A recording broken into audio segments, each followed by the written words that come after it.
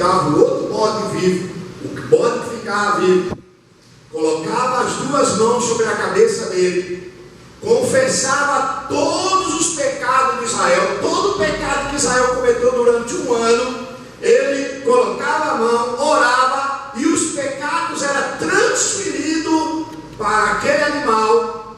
E aí um homem, um levita especialmente separado, pegava aquele animal, levava ele para o deserto e deixava ele lá, e jogava ele lá, e ele era esquecido do deserto. E aquele homem voltava para a tenda da congregação, tirava suas vestes, lavava sua roupa, se lavava, oferecia um sacrifício por ele e voltava à comunhão com Deus. O que é que Deus estava ensinando? Com aquele bode que era colocado, os pecados eram colocados sobre ele, Deus estava dizendo assim, ó: assim como Arão impõe as mãos, e os pecados de vocês é transferido para este animal, e ele é levado para o deserto e é deixado lá, assim eu transfiro a culpa de vocês para um inocente. E profeticamente Deus já estava falando de Jesus. Os pecados de vocês serão levados e serão jogados no esquecimento, e deles eu não os lembrarei mais, nem passarei da vossa cara vossos pecados. Então veja que aqui era a imposição das mãos de Arão. Agora vá para Deuteronômio 34, verso 9. Estamos dando uma passeada no Antigo Testamento. Tem muito mais coisa, mas aqui a gente corre contra o tempo. Deuteronômio capítulo 34, verso 9.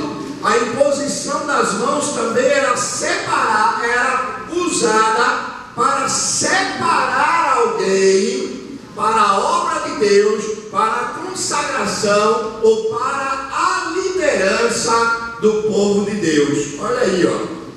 Quem assistiu a novela agora há pouco, né? A Terra Prometida, viu Moisés fazendo isso, né? Agora começou Babilônia, meu irmão. O pau está comendo lá no lombo de Israel. Vamos orar para Deus ter misericórdia. Veja mesmo, diz assim, ó. Deuteronômio 34, verso 9. Diz assim: e Josué, filho de Num, foi cheio do espírito de sabedoria. Por quê? Aí o texto explica: porque Moisés tinha posto sobre ele um chapéu bonito. Tinha posto sobre eles, ou sobre a cabeça dele, a sua mão. E a Bíblia diz que quando Moisés pôs a mão sobre ele, o Espírito que estava em Moisés, que era o Espírito Santo, saiu de Moisés e passou a habitar em Josué. E Josué naquele momento foi consagrado substituto de Moisés e aquele que levaria o povo a herdar a terra prometida. Então veja que a imposição das mãos aqui entra como transmissão de autoridade e de consagração.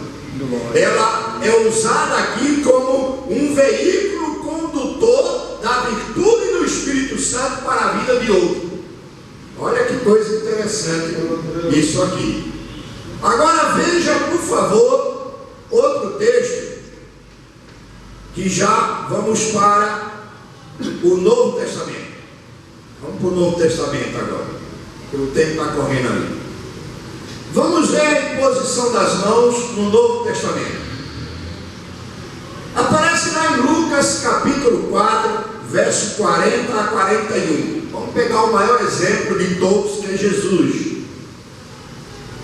Veja, no Antigo Testamento, a imposição das mãos era usada para transmitir bênção, era usada para transferir o pecado, era usada para consagrar a liderança, e era usada também, tem uma coisa aqui que eu estou lembrando, que era usada também quando alguém ia ser apedrejado. A Bíblia diz que toda a congregação impunha as mãos em direção ao criminoso e o apredejava.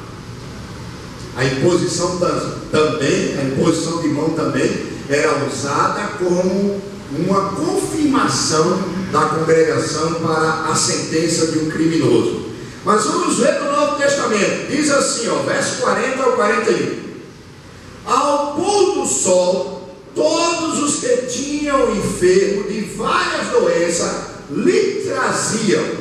E aí Lucas diz assim: e ele, Jesus, punha as mãos sobre cada um deles. E o que acontecia? E eles eram curados. Então você vê aqui Jesus usando a imposição de mãos para curar os enfermos. E essa é a prática mais usada na nossa igreja, né? É a prática mais usada, a imposição das mãos nos cultos, principalmente para curar os enfermos. Atos 9, verso 17, também vai falar da imposição das mãos. A imposição das mãos também era usada para confirmar o chamado de alguém. Olha que coisa interessante. Ou para abençoar, ou para separar. E Ananias foi e entrou na casa e impôs-lhe as mãos e disse: irmão Saulo, o Senhor Jesus que te apareceu no caminho por onde vinhas, me enviou para que tornes a ver e sejas cheios do Espírito Santo. Olha aqui, Moisés transferindo o Espírito para Josué, Ananias transferindo o Espírito para Paulo. Jesus curando os enfermos, Ananias curando Paulo da sua cegueira. Então você vê que a imposição das mãos não pode ser encarada como uma coisa banal. É uma coisa muito séria. Muito séria. Em Atos 28, verso 8, e no capítulo 19, verso 11, diz um texto que eu acho dos mais bonitos da Bíblia, que é o capítulo 19, verso 11. Veja aí.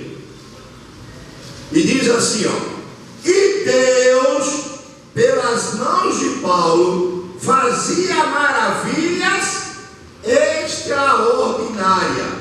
E aconteceu estar de cama, agora Atos 28, verso 8, e aconteceu estar de cama enfermo de febre e disenteria, o pai de Públio. Paulo foi até a sua casa e orando, impôs as mãos sobre ele e ele foi curado. Então você vê a imposição das mãos sendo usada para as mesmas coisas do Antigo Testamento: abençoar, curar, transferir poder, dar autoridade. Quer ver a imposição das mãos sendo usada para Deus usando ela como um veículo para batizar as pessoas do Espírito Santo? Olha que coisa interessante. Atos 8, verso 14 ao 17. A palavra diz assim, Atos 8, 14 ao 17. Os apóstolos, pois, que estavam em Jerusalém, ouvindo que Samaria recebera a palavra de Deus, enviaram para lá Pedro e João, os quais, tendo descido, oraram por eles para que recebessem quem? O Espírito Santo, porque sobre nenhum deles tinha ainda descido, mas somente eram batizados em nome de Jesus. Aí Lucas prossegue dizendo assim, então lhe impuseram as mãos, Pedro e João, e quando impuseram as mãos, o que aconteceu? Receberam o Espírito Santo. Você vê aqui que Moisés orou, Josué recebeu o Espírito Santo. Os apóstolos oraram, os samaritanos receberam o Espírito Santo. Ananias orou, Paulo foi cheio do Espírito Santo. Jacó abençoou seus filhos, Jesus abençoava a multidão e curava a todos. Lembra que quando levaram as crianças até Jesus, foi o que Jesus fez? Impôs as mãos sobre elas e os abençoou. Então você vê que a imposição das mãos não é algo qualquer, cá, irmão, vem cá.